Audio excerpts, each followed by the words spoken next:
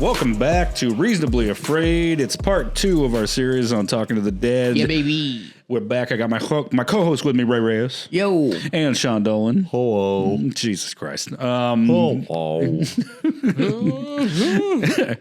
So today we're talking about the film Talk to Me from 2022. Ray, this was your pick. Yeah, this is actually one of my favorite movies, to be honest. It's like we're up there as far as like top horror movie picks. This is actually what started the podcast.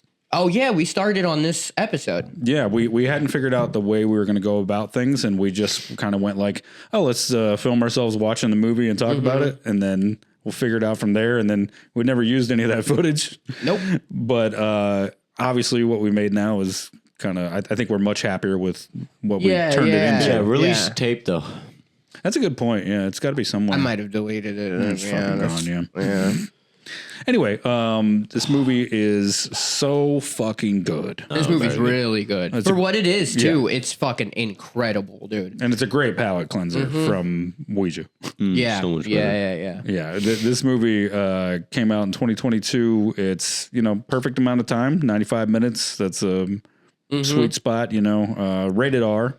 They made Ouija PG-13, and that probably is a huge contributor to that massive box office number it does not deserve. Yeah. Oh, yeah, vaudeville rules, I guess. Yeah. Yeah, make it to where more people can get in. You're gonna make more money.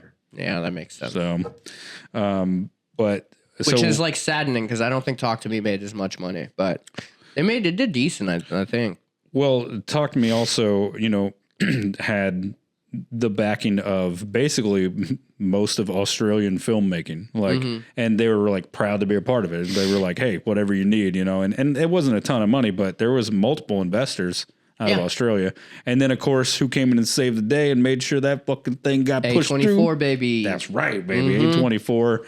Of course, anybody in this audience knows A24 is pretty much spearheaded the current, I don't know what to call it, like the current zeitgeist of slow burn horror. Yeah, well, I would attribute A24 and Blumhouse to some degrees as they're being coming like, around. They've come around over the last couple of 5 years or so of being like the kind of the flagships production studios of like re-sparking the horror renaissance, because it was just A24, a couple Blumhouse films, and that's pretty much about it. Maybe a couple of Universal films here and there, but that's really what started that wave back in like the early 2000s, or mid 2010s, where you started seeing more and more horror, and then now we're almost getting close to that middle of being at the peak of the horror renaissance again. Yeah, which is fucking awesome. Yeah, I mean, Terrifier 3 doing what it did, hey. Which is the key sign of people just want horror right now. Yeah, and it's also, bringing us back to something that, because Blumhouse has got kind of their style and A24's got their style, but it's Terrifier is kind of bringing back that splatterpunk style that we've talked about more recently. Also, make sure you check out our Patreon episode on Terrifier. A lot of fun. That's great. Yeah. Lots of Italian accents. We did it right in the first minute. Make sure we cut that. Okay. Anyway, but yeah, make sure you check that out. We got some other fun stuff on Patreon, so join us over there if you can. Patreon.com/reasonably afraid. Anyway, starts as low as $3 a month. Yeah. I'm a great salesman. I'm nailing this salesman stuff. Now, Ray, do you want to set up this film a little bit for us? Because in case some of the audience hasn't seen it in a minute. Yeah, so... spoilers, obviously. Yeah, spoilers. The general premise is very interesting, but you start off at a party where you see this kid just bugging the fuck out, and his brother comes to, be like, hey, you all right, dude? And they're Australian, though. They're not Italian. Yeah. Oi! Bruv. Did they say bruv in Australia? No. Okay. And then mate. That's he's like, get over here, mate. And his brother shoves him. He clearly seems like he's distraught. He's kind of sounds like he's talking to people and voices in his head type shit. He's in the middle of a party.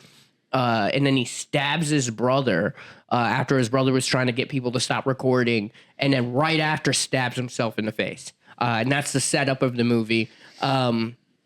later on, you meet the main characters. You know, you go through their day-to-day lives. You meet Mia, who is the main character, whose mom had just died 2 years ago.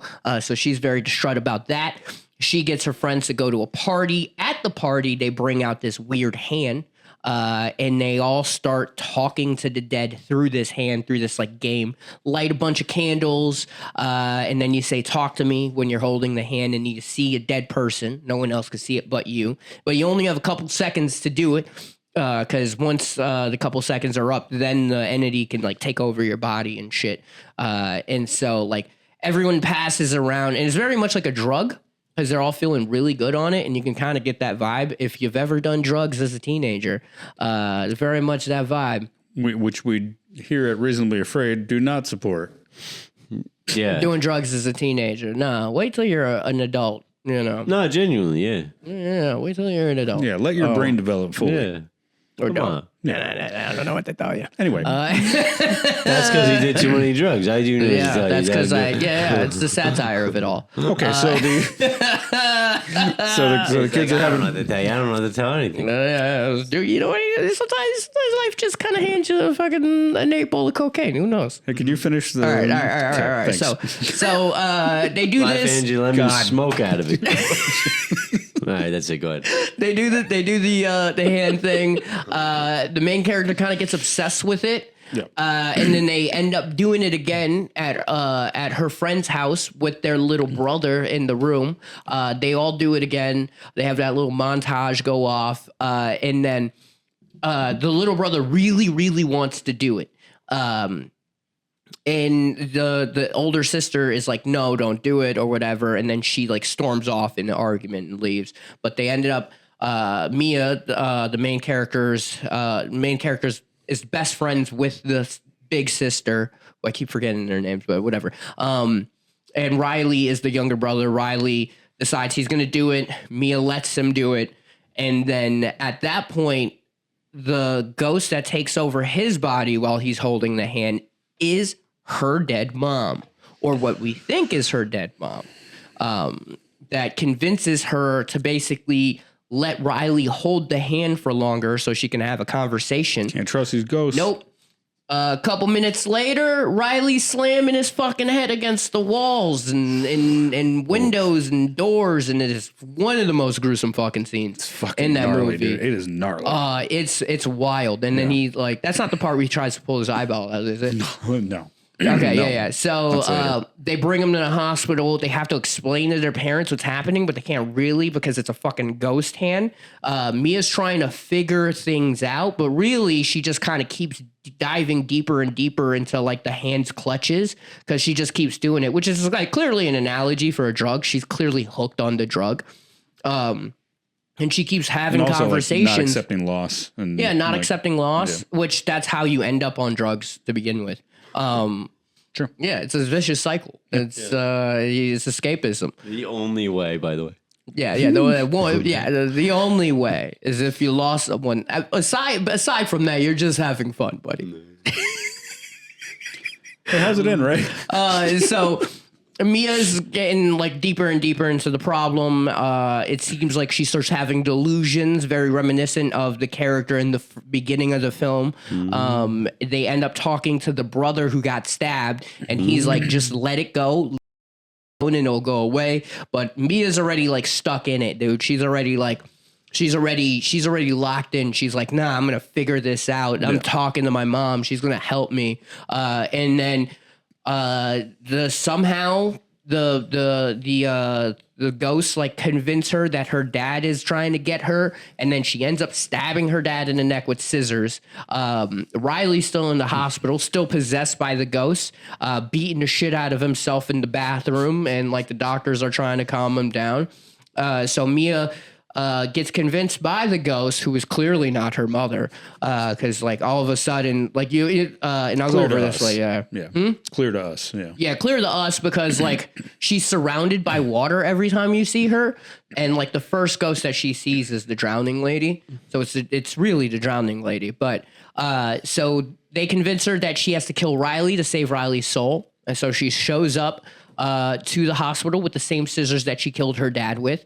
And she's like, I'm gonna stab him. I'm gonna stab him. I'm gonna get him. And then instead of stabbing him, because she couldn't fucking do it, because she was being a little bitch, she throws him in the wheelchair, starts getting ready to drive him off the road. Bam! All of a sudden, you hear a car crash. You don't really see what happened. You just see it from the perspective of a driver. They clearly hit somebody, and then Mia wakes up in the middle of the road, looks over at Riley. Riley's being held by his sister, and all of a sudden, Mia's walking around. No one can see her in the hospital. And then everything starts going black on her, and it turns out she is fucking dead, dude.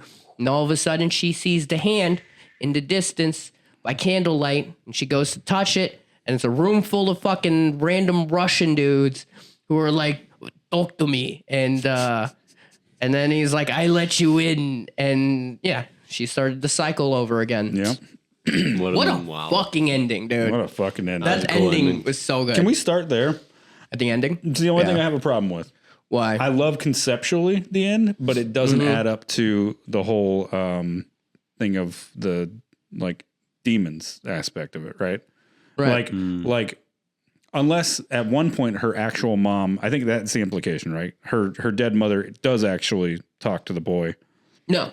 So at no point. No. Or talk to her, I mean, not the boy. She's going through the boy. Everyone who's attached to the hand played the game. And the hand is the cause of their death. And so they are attached to it, and then her mom played the game? No, her mom didn't do the game. So I understand what you're saying. So when the ghosts attach themselves, and they made it like kind of hinted at this when the first kid did the ghost, and like the ghost took over his body, and she turned to his girlfriend and was like, he doesn't like it when you kiss him or whatever. It's because when they're inside you, they can like read your thoughts and stuff like that. Right. So the ghost got inside Mia and then used whatever knowledge was in Mia's head to like coerce her or like convince her to fucking do all the things she did. So this would be my only issue with it. At the end, she is going through to do the handshake, right? So it implies that like anyone who's dead. Yeah. No, or just the hand, right? No, because she died because of the actions.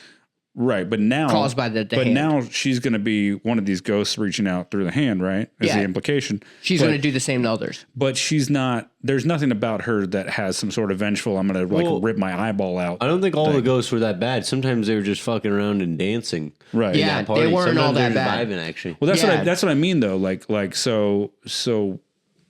Really, you could get unlucky. The game is not inherently bad. You can it's play chat roulette with ghosts. Yeah. Right. And And some ghosts are going to show their dick to you. Yeah, which are the bad ones. But sometimes you'll just have a pleasant conversation. That's subjective, but Okay, you didn't ask. Okay, I guess you could theoretically get lucky, and you were hoping someone would be stroking their dick, unprompted, and if that's what you wanted. If that's what you want to see, I'm not going to knock I you. think as a rule of thumb, you should probably ask before you start doing that. Oh, absolutely. Would you mind keeping the time up so we can keep an eye on it? Yeah. So we're just going to jump into some stuff, and then we'll talk about it as we go. So this was A24's second highest grossing horror film of their entire production company up till 2023. What was the first? I did not look. How do you not get curious? I'm a busy boy. Google it. Okay. Google it. But I just thought that was such a cool thing that this company helped get this film distributed that essentially really started out as a pretty low budget indie project that was grassroots, and they were able to become the second highest grossing film for one of the best production companies out right now. Yeah. Pretty fucking cool, man. So it's everything everywhere all at once. Oh. Well, that's tough. That's my favorite movie of all time. So. It's such a good movie. Such a good. It's literally, it's genuinely my favorite. Yeah. Same. Well, that's great. So, and then it got bumped out of second place by Civil War, which it's not a great movie. And then Hereditary is right under Talk to Me. Talk to Me, and then Hereditary. Wow, that's awesome. It beat out Hereditary by like 10 million. That's amazing. Well, that's great, dude. So, yeah, clearly it struck a chord with people. And I think this goes back to that whole like well-made movie, but it has like some pretty graphic, like rough elements that that has been lacking from a lot of horror. Yeah. I mean, you know, the Conjuring kind of ran the 2010s because there really wasn't a whole lot to compete with. Yeah, and there's not a lot of gore in those movies, but you know, the second one is not bad. The second one's not bad. Not that it's bad necessarily. I'm just meaning that like from like the 2000s on till like the probably up until like honestly like a lot of A24 stuff really like until The Witch, like there really wasn't a whole lot of stuff that had anything even kind of, I mean, the Witch isn't even really that graphic, but like in terms of like using the physical pain besides like Hostel, I think that might've been why too, because Hostel like kind of jumped the shark on like torture porn and everybody was sort of like, all right, let's pull back a little bit. Well, yeah, let's relax. I'm not okay with that. Yeah. Anyway, yeah, just such a good movie. They turned down multiple opportunities to direct other stuff. These brothers, I'm not sure how to say their last name. It's Philippou. I think that's correct. Danny and Michael are the two brothers that made this. They had a famous YouTube channel, millions of followers, and they wanted to make a movie, and they wanted to make this movie. And they were shopping it around and everything, and they had multiple people trying to help them, but all these studios wanted to make too many changes.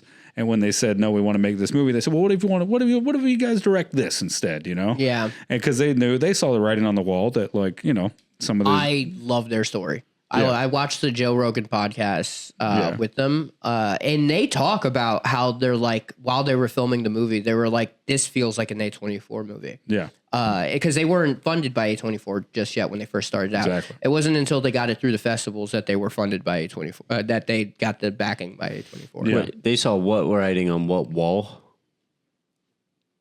What were you talking about? They just knew the movie was going to be good. Did you think I meant literal writing on walls? No, I thought that's what you were just going to bring up, is that they saw the writing on the wall. They knew it was going to be good. Oh, just that like, well, no, what I was going to say was they saw the writing on the wall that like social media and like YouTubers and stuff like have a huge influence on what people go see now. And so if you say like, if the two of them promote it on their channel and half of them go see it, that's 600,000 people. Right. Or at least at the time. I'm sure it's way more now, but at the time, and they would know that better than anyone else because they're YouTubers. Right, exactly. Yeah. So that's a pretty big reason to try and hook these people up. But for some reason, they still wouldn't let them just make their movie, and it got turned down. And the people would turn it down and then offer them other shit. They'd be like, "Well, you want to make something we already made?" Which is crazy because you could probably lowball them for their script, so they will make whatever, so they get to make what they want.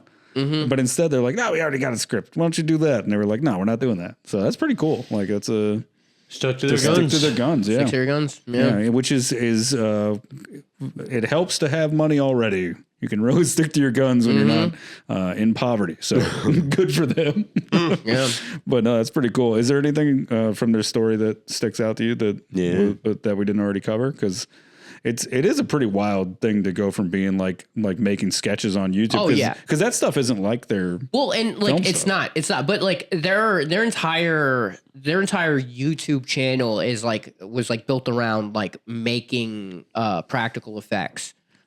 So they were like going out of their way, which is like perfect for horror. Yeah. They hadn't done any horror up until like this movie. Yeah. But they were constantly trying to take like big movie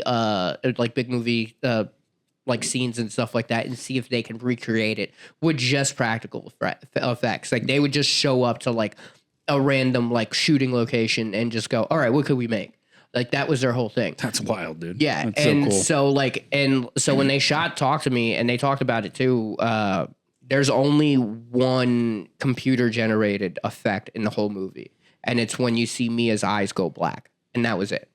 It's the only thing that is computer generated. Everything else, dude. Wait, the freaking head banging part. All of it. Crazy. It's all practical. Wow. Yeah, that's nuts. Yeah, dude. It's so fucking well made. Can I just say, it feels so nice to just hear some information and I get to say, "Wow, nuts." Yeah. Okay. Good shit, Yeah, Ray. thank you.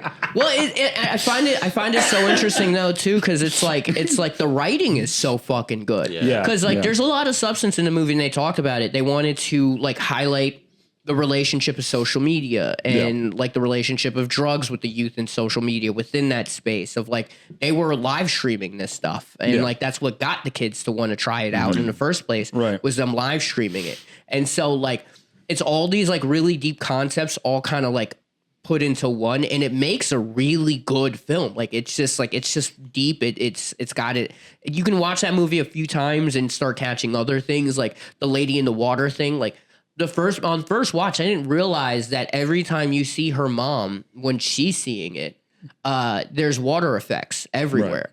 Right. And there's water sounds in the soundtrack and stuff like that. It's just like all these little nuanced things, which is funny to me too, because like we watch Terrifier, right? Where it's just like because they're both kind of like in the same like realm, right? They're special effect guys who are now writing, directing, right? But like I think with like Talk to Me with these guys, they were so much better with the writing like side of it than like Terrifier. Like, and not to say like Terrifier like, found their way there, but it wasn't until the sequels, right? Which is like, kind of backwards. Usually the sequels wind up being dog shit, right? And the first movie's like their big coming out thing. Yeah. Well, Talk to Me, they were just right away had a banger script. Yeah, and they're they had friends help them write and everything. I mean, they really cared about it, which is so wild to see that guy who like came through the world of 20 years of production in Ouija. Yeah. And he had done some effects work too. Like, and it's kind of thing where like, that's the more and more I think about it, the more and more I feel like they had to have fucked with him. Hey, not everybody got it though. Just saying, not everybody got it. I feel like even with a studio fucking with you, some of your good writing would have came through. I mean, for sure. And like I don't want to be too mean, you know. No, I don't want to be too mean, but like you could have done what they did and just stuck to your guns, you know. True, but at some point it's just like he never had any. That's true. He was bred by them.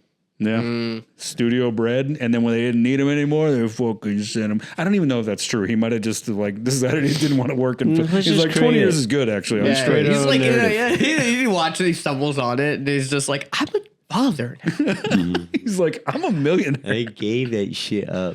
He's like, I took 20% on the back end. I'm good, dog. Okay, we'll do some more fun facts. Talk shit to me from your Los Angeles apartment, you piece of shit. Oh, you really figured out your lighting there, didn't you? Okay, dude, relax. All right, don't get mad at us. You're mad at hypothetical. No, okay, this is still on you. Yeah, it's still on you, dude. Yeah, you may be happy and retired, but you know. I wanted to defend you. Now it feels like you're being patronizing. Don't give me that, dude. Sean's been in more. Oh. Sorry. Yeah, this guy's gonna fight us. Yeah, because if we ever get big, we're like in the city where you could actually run into these people. I thought about that the other day. I was like, oh boy. Yeah. Anyway, I'll stand on my guns. Okay. Dude, I'll honestly probably forget what I said. That's true. You'll be like, I didn't say that. And then he pulls it up. Sean's like, that doesn't sound like me. No, honestly, then I'd probably be like, that does sound like me. That sounds exactly. Oh, is this the one that made no sense? The movie based on a dumb fucking board game? Yeah. Oh, yeah. Why'd you do that? And then I pop up and I'm like, it's not even a game. All right. Fun fact. See ya. Want to take the time to explain it to me? Go ahead. See ya. See ya. Yeah. Bye. The singer Sia let them use the song Chandelier. Oh, At a massive discount. She only charged 25% of the regular fee that they charge to use the song. Dude, that song fucking slaps, and that's like it hits so scene? well for that scene. What scene is it? When I think it's like when they're doing the it's hand like thing. the montage party scene. Oh, yeah. That was a cool, Yeah, it's good. Yeah, it's good. and part of the reason the party, right? Yeah, and part of the reason is because they're both from Adelaide, Australia. Oh, that makes sense. I really like how or all three of them, I guess. Like they really like supported each other just from being from Australia. That's dope. Yeah, that's pretty cool. This film was banned in Kuwait. Really? Yeah, because of their casting choice of a non-binary trans actor, Zoe Tarakis. Fuck them, dude. Yeah, so Kuwait, known for their progressive morals. Kuwait, this isn't gonna fly. Kuwait is shaky. Dude, you've gotten so many wordplay things out of these last 2 episodes. Yeah, everyone's fired today, dude. Thanks, man. Thanks, guys. Whenever I have the time, I'm going to go through old episodes and just get all your wordplay together. Man, I'd like that. Yeah. So there was actually an issue with the budget stuff. Obviously, the fight to make a film with very little money is always tough. And it's always cool to hear the interesting ways that people choose to use that money. They were only able to have a 2-camera setup for 3 days of shooting total. It might have been even less, honestly, but I think it was 3 days. And they actually opted to use it for the emotional dialogue sequences between actors. No, that's smart. Yeah. Why? And they, instead of like using it for like these larger sequences where you can, I thought that'd be the natural way to go. Why, right, because you want to have coverage on like these bigger things. And no, but you want the actors to be able to bounce off between each other. Right. Yeah. I think it's a better way to go. Yeah, because like cool. then you can actually get that real emotional reaction in real time. That makes sense. And it's also like just a testament to like trusting your script and trusting the people you work with and like and going, no, we can do this. Like I want to use it for this piece of the script. Like that's a pretty smart idea. Much the opposite of when we covered Freaky. The only app that would let them use their name was Grindr on Freaky that could show their symbol. Oh or yeah, I whatever. remember that. Yeah. And but this is a social media kind of based movie, really, when you think about it. And actually, Snapchat and Apple both allowed their logos to be used in it. They signed off on it, and That's so awesome. yeah, they didn't do any kind of promotion. It was just like, Yeah. and honestly, both of them are just so ubiquitous, especially for like that age demographic of like these kids. It's like it would almost be absurd to not have them using it. Like It's also like this movie before it actually was released, it had ran through film festivals and it was just crushing. yeah. So like I think when people got word of like how well this movie was doing, they were like, yeah, get behind it. Yeah. Their trailer at Cannes Film Festival got an applause break. What? For a trailer. That's wild. That's crazy. Wow. Yeah. The directors, since they did not come from the film world, it's really, I'm sure you saw some of this with their interview stuff, but it's almost like really cute and sweet just to see them like learning about filmmaking. And like they were like, oh man, it's just great to have people there like we just shot on DSLRs, so they'd come in with these big cameras and we'd be like they were like intimidated at first, and then they were able to just kind of get in the flow of it. But like they're just so used to having to do everything themselves that like they had to like learn to utilize other people. But they're like, once you do, you realize like all these people are like on your team. Yeah. And you can just like, and again, it comes down to like trusting people and working with all these people who really know how to make your vision come true. It's really cool. Yeah. It's also nice to see, because like they're just normal fucking dudes. Exactly, like even on Rogan, it was They're like so chill. They're so chill, and there were even like times where they were like, "Yeah, we don't really know how to talk to you because you're fucking Joe Rogan." Yeah. Like like they're just such normal dudes. They seem like the Australian version of the Basement Boys or whatever, Basement Yard Boys. I think is their name. They even kind of look like them. There's like these guys on TikTok that like look similar to them, but they're American guys. Yeah. But they're the same guy, the same way. They have that like fun, like joking energy. Ironic that the Basement guys would be American when the Australians, the down under, they're not even from the basement. It's like, I think you guys are on the wrong floor. All right. And Sean Dolan, everyone. You know, I would love to get your guys' thoughts on that one. You know, he swings about a 99% average. So that's, you got to let him have. He's only fallen asleep on one episode. Yeah, that was a tough episode. That was a rough one. No, it was a good accent though. It was a good accent. It was a good accent. Yeah, the wordplay maybe is lacking. Yeah, say what you want about the wordplay. You gotta, you know how to sell it. Yeah. Yeah, thanks, man. I'll take myself out back and shoot myself. Hey, what the fuck? I'm back. Jesus Christ. As you were saying, Yeah. Well, I was going to say one of the examples of them learning about how to actually work within the studio system or not even the studio system, but like within like a filmmaking situation with other filmmakers and like learning the craft. They were like, oh, we found out we got to get rid of a bunch of dialogue because we were just able to convey it through emotion with the camera. Like they didn't even understand the concept of like storytelling through film fully. Yeah. Like the basic concept, but like once you actually start filmmaking and you go like, oh, like they say this with their like their interaction as people. Like you don't even need to like write in some of this stuff. Right. So that was cool to like just like watch these two guys like learn the craft. Yeah. Like and then still make something so good. Right. It's pretty Yeah. wild. COVID was still pretty prevalent at the time. Multiple actors and crew members had to be pulled off production and come back in. It changed their whole shooting schedule around a lot of times. Because when was this out? it came out 2022, but they shot it in 2021. Oh, And so they Delta. Yeah. And so they had to sometimes on the fly just go like, oh, we're going to shoot this instead. And again, still made seamless shots, which is really difficult to do. Ray and I both worked on several films, or I've worked on several films. You've done some live production stuff. I've done live production and I've done like with commercial shoots and different like promo stuff here and there. Yeah. Like I just did the Motown Christmas special. Great. Yeah, I saw MGK. All right.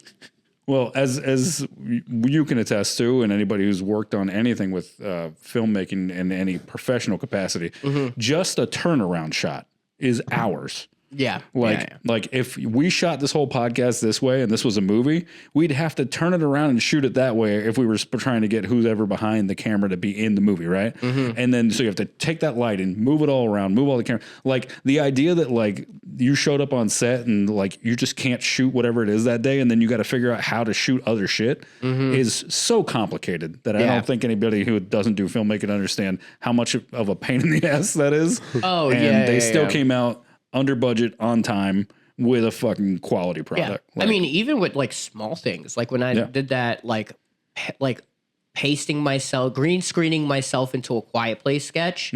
Like every time I shot from a different angle, I had to stop and like look at the scene, Right. and think about what direction the light was coming from in relation to where the characters are sitting. So then you have to then shift the light. Depending on what direction you're shooting from or what direction you're standing in, to shift the light. And then I still fucked up. And I still had to just but like I saved myself in post-production because I just like fucking would flip the image. Yeah. So that Save the it in lighting post, would baby. so then the lighting would then properly line up. But then when you look at it, you're like, oh shit, you look like it looked like I was in the movie to the degree where I got flagged constantly. Yeah. Yeah. We doing good on there? Where we at? Let's see. So one of the things I do, I always thought it was really cool, is the iconic hand. They had no idea what it was going to be. Yeah. They knew it was an object. They knew that it needed to look spooky. Yeah. But it wasn't until the day of filming that they someone made plastered the hand, like it was like a prop guy plastered the hand and it was like, try this. And they were like, this is perfect. Yeah, they actually had multiple versions of it that they hadn't really decided on. There was one where like it was like coming out of a board.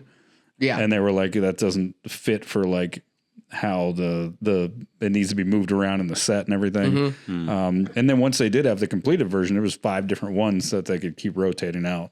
Yeah. Which is pretty cool. And now you can buy it off of A24's website, and it's a pipe. Smoke weed out of it. Yo! I know, I want it so bad, dude. It's kind of expensive, but Yeah. I want it so bad. And it sells out every time they restock. So like it's hard to get. Anytime anybody talks shit about horror, I'm like, you know how much cool shit you can buy from horror? Remember the thermos bong from, Oh yeah, from Cabin in the Woods? It was $5,000 to them. Now you get it at a reasonable price, you know? But Oh yeah, the thermos bong was cool. But talk about weed on YouTube and write it off. Oh, dude, I found a face hugger bong. That was the coolest fucking thing I saw. I was like, that is so dope. It's just like you put it on your face like a face hugger, and it's a glass bong. Whoa, That's sick, right? Yeah, make sure you listen to our Alien episode on Patreon. I'm a salesman today. I'm dude, real plugging. Thanks. Oh yeah. So the interesting thing about that hand creation, though, the guy who was in charge of creating that design, when he finally finished the very last version that they wound up using, he quit. Why? Really? No one knows. He walked off, no explanation. He was like, done. And He did his job. yeah. He never even existed. And then of course there was rumors that like he said there was too much spooky shit and it was freaking him out, and like, and to be fair, you know, if anybody was holding that hand, he probably held it more than anybody. Yeah. So maybe there was something to it. Much more believable than Ouija. Yeah, that's so true though. And here's a fun tie-in with Ouija. This is the last fun fact I got. They also played games when they were off camera with the cast and crew. Oh, cool. And the game they played was not the hand game because they didn't do. It'd be boring. Yeah, yeah, because there's probably no ghosts. Probably. They played Uno, which sounds so much more fun. Yeah. You know? Yeah. They did, and you know what? They didn't play Uno to figure out if they were going to break 100 million in sales. You know, they played Uno for fun, and then there were stakes though, and that was that if you were the loser, you had to do something embarrassing that day. And one of the fun things to do was like you had to like ruin a take in like a surprise way. So like, you know, and obviously like not stuff where you're using effects and things because that would be because that wouldn't be a fun way. Yeah, that wouldn't be a fun way. Yeah, everybody would be really mad at you. Yeah. Yeah, well, now we have to reset all this blood and clean it up. Thank you. Yeah. But you want to try and Uno reverse that shit? Ooh, yeah, that would have been a good one. You pull it out in the scene and you like hold up to the camera. Yeah. That was fun. Sean, what was your favorite part of Talk to Me? That's a good question. There's a lot of good parts. I feel like, number one part, I mean, both the tail end, or the last scene and the first scene, both, I really liked the ending. I know you were hating on it earlier. I really like that ending. Not hating on it, just questioning. Yeah, questioning it. Yeah. But I liked it, and I also liked the beginning that really set the tone. I was like, whoa, when he's fucking, the brother stabs his brother. I thought he killed him at the beginning, and then he stabs himself. I'm like, geez, this is a movie. Yeah, dude. We're watching this. That's a really good point, though. It's like, of course, YouTubers nail the bookends, right? You got the hook in the beginning, and you got the big surprise ending, right? Yeah, it started strong, ended strong. Yeah. I mean, it'd be funny if at the end of the credits they're like and subscribe. That's the post scene. I really like the scenes between like the dad and Mia. I felt like the lighting and everything, it did feel kind of ominous. Like you could kind of feel that, hey, maybe relax. He doesn't seem like that bad of a guy. But then at the same time, you're like, there's just something you really don't know. You feel like you kind of, there's some uncertainty as the viewer, kind of like how Mia has uncertainty with like whether her mom really did kill herself or not. You're like, you just kind of, that whole time. And then with the climax of her stabbing her dad and everything, because she thinks it's like she's stabbing the demon version, but then the real one comes up. Yeah. Like that whole, the build up to that, the dynamics of it and how it was shot and everything, it was really well done. Yeah. That was good too. Yeah. Agreed. Yeah. I think, you know, we've covered a lot of cool stuff and a lot of goofy stuff, and you know, we even make the bad stuff fun, of course. Yeah. But I think that starting with this movie really was kind of the thing that made me go like, just hearing the way that we were able to kind of flow talking about this movie and joke around, but also like give it not mock it No, this is not. It's just so different than going to the Ouija right after Ouija. Right. Yeah. I had so much, which I feel bad. I feel like I had so much to say on Ouija. I just was so frustrated during that movie, and then this one, I'm just like silently watching. Right. That's hype. Yeah. Well, and this is why I like. I kind of like the idea where we combine these like. Have like one film that like really knocks it out of the park, and then one film because we have something to compare it to. Yeah. Because I mean, we look at both of these movies. You guys already know the budget and box office and Rotten Tomatoes stuff, mostly. Pretty much. Yeah. I mean, I just saw the budget, like, or not the budget. The can I just say it was it like around the same budget, right? Was it like $5 million too? Yeah, it was 4.5. Yeah, wow, 4.5. And it's just such a testament to like quality of the actual like the film, like the film quality of like if you were to go, hey, look at these two strips of film, like that sort of thing. Yeah, you'd be like, oh, those are both like really like high grade film quality, right? But when you watch these two movies, at the end of it, it's such a clear cut, obvious. Like there's way superior. There's no. Oh, Ouija still made more money, which pisses me off. Was it close though? It's pretty close. It's pretty close. I mean, it made 92 million. 82 million. Like 82. Yeah, Hereditary made 92. Oh, it said 92 on the on. No, I just Hereditary's lower. Hereditary's lower. You even said. No, Hereditary made. You're right. It made 92. Okay. Hereditary made 82. Yeah, you're right. You're right, dude. Wow, you almost just spread misinformation. I almost fucked up. Wow, what's wrong with me? You know what's crazy is like when he says those things, you sound so confident. I mean, I was just looking at it. It was it's just a mistake. It's a common misspeech. An oopsie daisy. You could be good at gaslighting, dude. Probably. But I think this is like a real testament to anybody out there who wants to make something. Like if you really give a shit about something and you just go for it and make it because you like it and you want it to be good and you got a passion for it, you can spend the same amount of money and make the same quality stuff. I mean, you got $4.5 million lying around. You can do it. You can do it, dude. $4.5 million and just a bucket load of passion. Yeah, and a bucket load of subscribers that pay time. Your and time. Don't forget about the time. So little time. Yeah, really, the least of your concerns is the $4.5 million. But I really do like that the underdog made almost the same amount of money, and also that box office money. That look at all the money they had to pour into marketing for Ouija, right? Like they had the money for that, and they had to do it. I mean, I'm sure if you looked up the marketing budget for that, they probably like earnings wise probably earned about the same amount of money. Like they probably spent so much money trying to get anybody to go see Ouija because they were like, we spent $5 million, we could spend $20 million on fucking posters and commercials and shit. Fuck it.